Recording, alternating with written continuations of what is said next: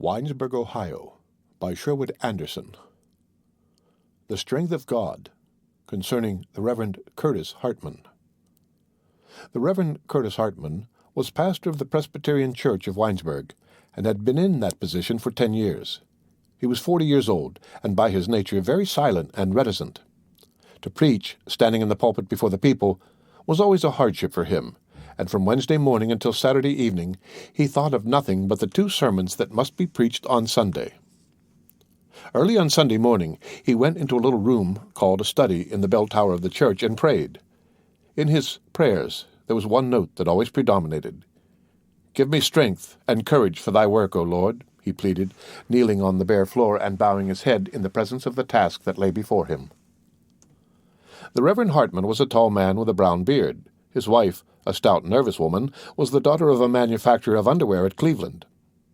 The minister himself was rather a favorite in the town. The elders of the church liked him because he was quiet and unpretentious, and Mrs. White, the banker's wife, thought him scholarly and refined. The Presbyterian Church held itself somewhat aloof from the other churches of Winesburg. It was larger and more imposing, and its minister was better paid.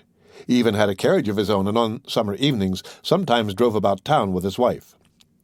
Through Main Street and up and down Buckeye Street he went, bowing gravely to the people, while his wife, afire with secret pride, looked at him out of the corners of her eyes and worried lest the horse become frightened and run away. For a good many years after he came to Winesburg, things went well with Curtis Hartman. He was not one to arouse keen enthusiasm among the worshippers in his church, but on the other hand he made no enemies. In reality, he was much in earnest, and sometimes suffered prolonged periods of remorse because he could not go crying the word of God in the highways and byways of the town. He wondered if the flame of the Spirit really burned in him, and dreamed of a day when a strong, sweet, new current of power would come like a great wind into his voice and his soul, and the people would tremble before the Spirit of God made manifest in him. "I am a poor stick, and that will never really happen to me," he mused dejectedly, and then a patient smile lit up his features. "Oh, well, I suppose I'm doing well enough," he added philosophically. The room in the bell tower of the church, where on Sunday mornings the minister prayed for an increase in him of the power of God, had but one window. It was long and narrow and swung outward on a hinge like a door. On the window, made of little leaded panes, was a design showing the Christ laying his hand upon the head of a child. One Sunday morning in the summer, as he sat by his desk in the room with a large Bible opened before him and the sheets of his sermon scattered about, the minister was shocked to see, in the upper room of the house next door, a woman lying in her bed and smoking a cigarette while she read a book. Curtis Hartman went on tiptoe to the window and closed it softly.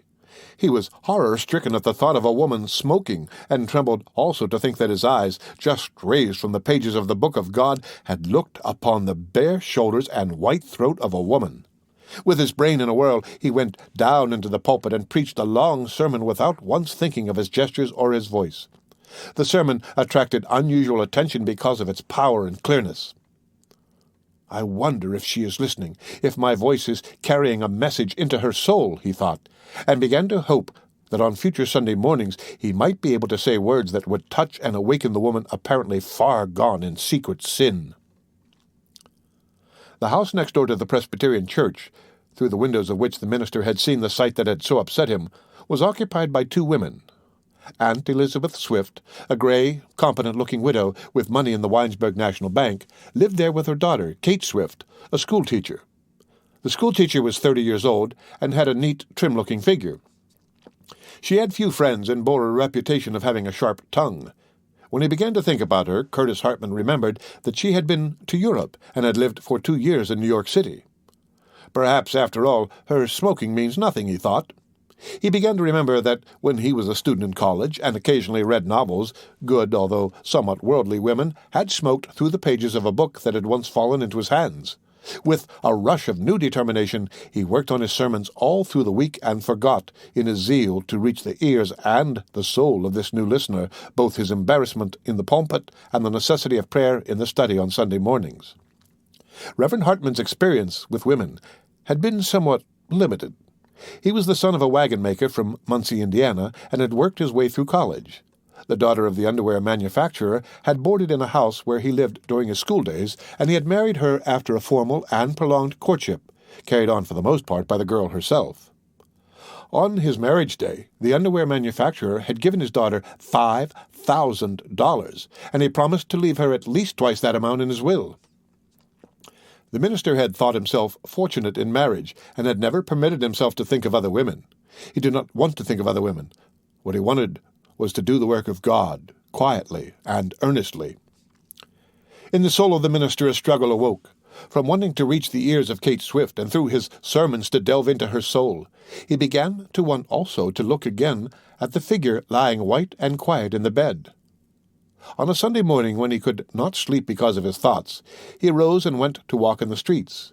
When he had gone along Main Street almost to the old Richmond place, he stopped, and picking up a stone, rushed off to the room in the bell tower.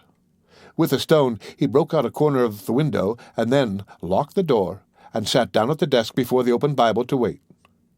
When the shade of the window to Kate Swift's room was raised, he could see, through the hole, directly into her bed. But she was not there. She also had arisen and had gone for a walk, and the hand that raised the shade was the hand of Aunt Elizabeth Swift. The minister almost wept with joy at this deliverance from the carnal desire to peep, and went back to his own house praising God. In an ill moment he forgot, however, to stop the hole in the window. The piece of glass broken out at the corner of the window just nipped off the bare heel of the boy standing motionless and looking with rapt eyes into the face of the Christ. Curtis Hartman forgot his sermon on that Sunday morning. He talked to his congregation, and in his talk said that it was a mistake for people to think of their minister as a man set aside and intended by nature to lead a blameless life. Out of my own experience I know that we, who are the ministers of God's word, are beset by the same temptations that assail you, he declared. I have been tempted and have surrendered to temptation. It is only the hand of God placed beneath my head that has raised me up. As he has raised me, also will he raise you. Do not despair.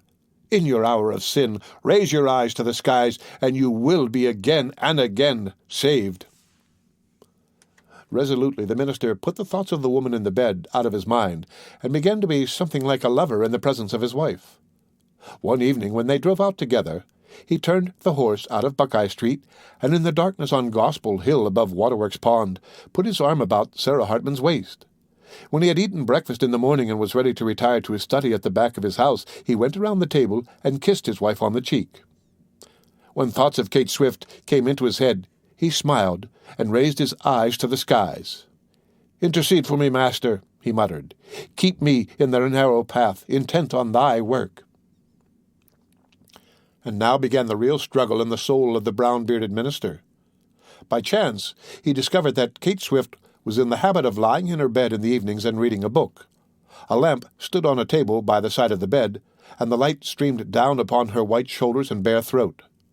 On the evening when he made the discovery, the minister sat at the desk in the dusty room from 9 until after 11, and when her light was put out, stumbled out of the church to spend 2 more hours walking and praying in the streets.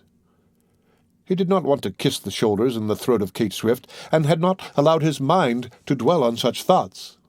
He did not know what he wanted. "I am God's child, and he must save me from myself," he cried in the darkness under the trees as he wandered in the streets. By a tree, he stood and looked at the sky that was covered with hurrying clouds. He began to talk to God intimately and closely. "Please, Father, do not forget me.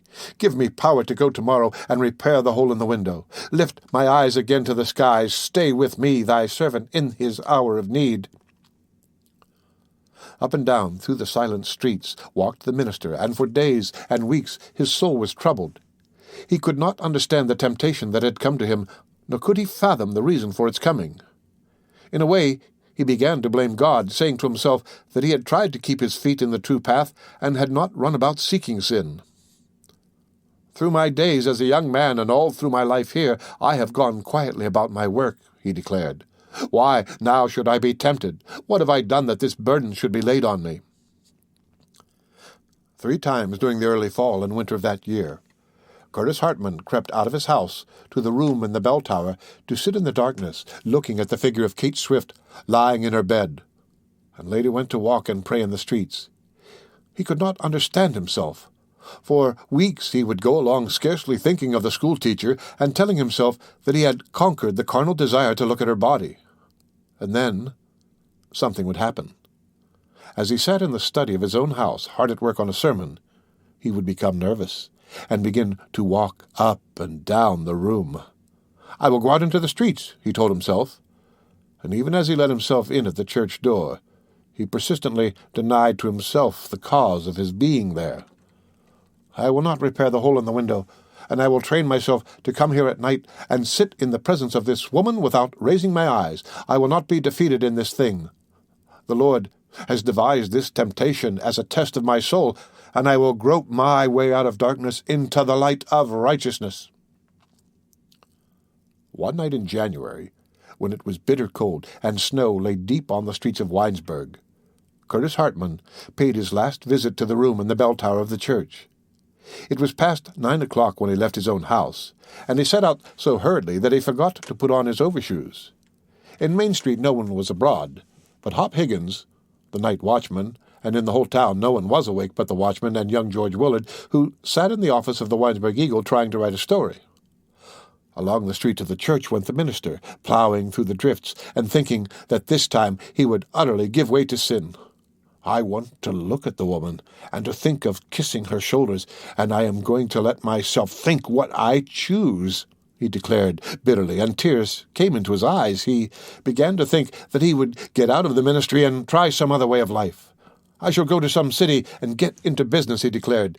"If my nature is such that I cannot resist sin, I shall give myself over to sin. At least I shall not be a hypocrite, preaching the word of God with my mind thinking of the shoulders and neck of a woman who does not belong to me." It was cold in the room of the bell tower of the church on that January night, and almost as soon as he came into the room, Curtis Hartman knew that if he stayed, he would be ill. His feet were wet from tramping in the snow, and there was no fire. In the room in the house next door, Kate Swift had not yet appeared. With grim determination the man sat down to wait. Sitting in the chair, and gripping the edge of the desk on which lay the Bible, he stared into the darkness, thinking the blackest thoughts of his life. He thought of his wife, and for the moment almost hated her. "She has always been ashamed of passion, and has cheated me," he thought. "Man has a right to expect living passion and beauty in a woman. He has no right to forget that he is an animal, and in me there is something that is Greek. I will throw off the woman of my bosom and seek other women. I will besiege the schoolteacher. I will fly in the face of all men, and if I am a creature of carnal lusts, I will live then for my lusts." The distracted man trembled from head to foot, partly from cold, partly from the struggle in which he was engaged. Hours passed, and a fever assailed his body. His throat began to hurt, and his teeth chattered. His feet on the study floor felt like 2 cakes of ice. Still, he would not give up. "I will see this woman, and will think the thoughts I have never dared to think," he told himself, gripping the edge of the desk and waiting. Curtis Hartman came near dying from the effects of that night of waiting in the church, and also he found in the thing that happened what he took to be the way of life for him. On other evenings when he had waited, he had not been able to see through the little hole in the glass any part of the schoolteacher's room except that occupied by her bed. In the darkness he had waited until the woman suddenly appeared sitting in the bed in her white nightrobe. When the light was turned up, she propped herself up among the pillows and read a book. Sometimes she smoked one of the cigarettes.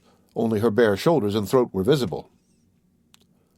On the January night, after he had come near dying with cold, and after his mind had 2 or 3 times actually slipped away into an odd land of fantasy, so that he had by an exercise of willpower to force himself back into consciousness, Kate Swift appeared. In the room next door a lamp was lighted, and the waiting man stared into an empty bed. Then, upon the bed before his eyes, a naked woman threw herself. Lying face downward, she wept and beat with her fists upon the pillow. With a final outburst of weeping, she half arose, and in the presence of the man who had waited to look and not to think thoughts, the woman of sin began to pray. In the lamplight, her figure, slim and strong, looked like the figure of the boy in the presence of the Christ on the leaded window. Curtis Hartman never remembered how he got out of the church. With a cry he arose, dragging the heavy desk along the floor. The Bible fell, making a great clatter in the silence. When the light in the house next door went out, he stumbled down the stairway and into the street. Along the street he went, and ran in at the door of the Winesburg Eagle. To George Willard, who was tramping up and down in the office, undergoing a struggle of his own, he began to talk half incoherently. "The ways of God are beyond human understanding," he cried, running in quickly and closing the door. He began to advance upon the young man, his eyes glowing and his voice ringing with fervor. "I have found the light," he cried. "After 10 years in this town, God has manifested himself to me in the body of a woman." His voice dropped, and he began to whisper. "I did not understand," he said. "What I took to be a trial of my soul was only a preparation for a new and more beautiful fervor of the Spirit. God has appeared to me in the person of Kate Swift, the schoolteacher, kneeling naked on a bed. Do you know Kate Swift? Although she may not be aware of it, she is an instrument of God bearing the message of truth." Reverend Curtis Hartman turned and ran out of the office. At the door he stopped, and looking up and down the deserted street, turned again to George Willard. "I am delivered. Have no fear." He held up a bleeding fist for the young man to see.